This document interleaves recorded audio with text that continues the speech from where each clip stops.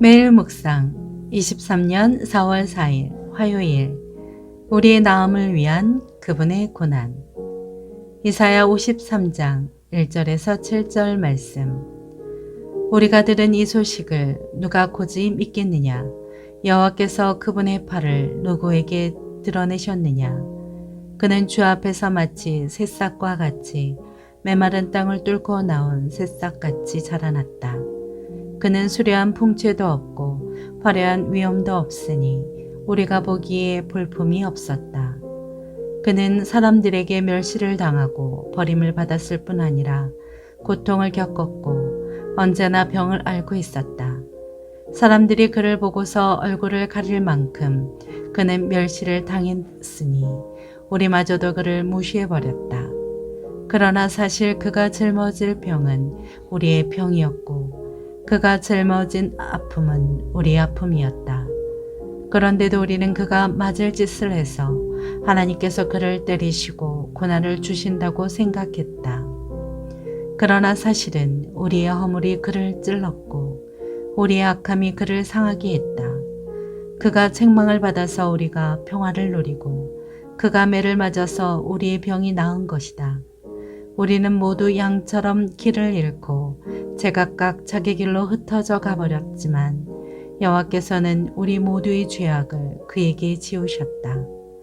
그는 학대를 받고 괴롭힘을 당했지만 입을 열지 않았다. 마치 도살장으로 끌려가는 어린 양처럼, 마치 털을 깎이는 잠잠한 어린 양처럼 그는 입을 열지 않았다. 아멘. 묵상 길잡이. 우리의 허물과 죄로 인해 찔림과 상함을 당하시고 책찍에 맞으신 예수 그리스도의 은혜를 깊이 묵상하게 합니다. 이사야 53장 4절에 사실에 해당하는 히브리어 아케는 진실로 틀림없이 참으로라는 뜻의 감탄사로 일이 예상치 못한 국면으로 전개되는 것을 강조합니다. 아무도 여호와의 구원이 종을 통해 올 것이라고 예측하지 못했습니다. 구원자라고 하면 당당한 외모와 강력한 힘을 자랑하는 영웅의 모습을 떠올리기 쉽습니다. 그러나 하나님이 우리에게 보내주신 구원자는 영웅의 모습이 아니었습니다. 오히려 전혀 구원자답지 않았습니다. 첫째, 처참한 고난을 겪는 구원자. 예수님은 사람들에게 온갖 조롱과 모욕을 당하셨습니다. 로마 군인들은 쇠가 달린 책찍으로 예수님의 온몸을 내리쳤습니다.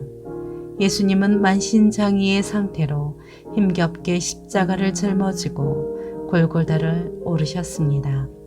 그러나 그분은 그렇게 풍채도 위엄도 없는 모습으로 죄인들을 구원하셨습니다. 둘째, 사람들의 착각. 사람들은 예수님의 고난이 자신과 아무 상관도 없는 일이라고 생각했습니다. 그저 그분이 하나님께 형벌을 받아 고난을 겪는다고 여겼습니다. 예수님은 그렇게 사람들의 이해나 동정도 얻지 못했습니다. 그렇게 예수님은 잔인하고 처참한 고난의 중심에 철저하게 홀로 계셔야만 했습니다. 셋째, 대속의 고난. 사실 예수님이 겪으신 고통과 아픔은 죄인인 우리가 치를 대가였습니다. 그런데 예수님이 우리 대신 모두 감당하신 것입니다. 은혜와 공의의 하나님은 우리의 죄의 짐을 예수님 대신 짊어지게 하셨고 예수님은 아무런 원망이나 불평도 하지 않으시고 그 대속의 길을 끝까지 가셨습니다. 자신은 형벌을 당할 만한 죄인이 아니라고 생각하는 사람은 절대로 예수님을 구원자로 받아들이지 못합니다. 예수님이 나의 죄와 허물로 인해 대신 징계를 당하셨음을 믿고 감사하는 사람만이 죄 사함의 은혜를 입어 진정한 구원의 감격을 누릴 수 있습니다. 삶의 적용. 애써 교회 앞에 수식어를 달면 광야 교회입니다. 이 세상은 천국 시민이 되기 위한 훈련장입니다. 특히 교회는 그 대표적 개념으로서 하나님의 선택받은 거룩한 무리들이 함께 모여 이 땅 위에 작은 천국을 이루는 상징성을 갖고 있습니다. 세상, 즉 애굽에서 나와 가나안, 즉 천국에 들어가기까지 훈련받아야 하는 훈련장, 광야인 것입니다. 그것이 교회입니다. 그래서 교회에는 항상 고난이 넘칩니다. 그리고 그것이 정상입니다. 이것이 하나님의 훈련 방법이니까요.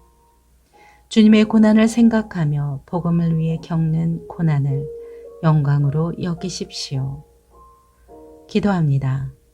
주님, 대속의 은혜를 절대 소홀히 여기지 않고 늘 감사하게 하옵소서. 예수님의 이름으로 기도합니다. 아멘.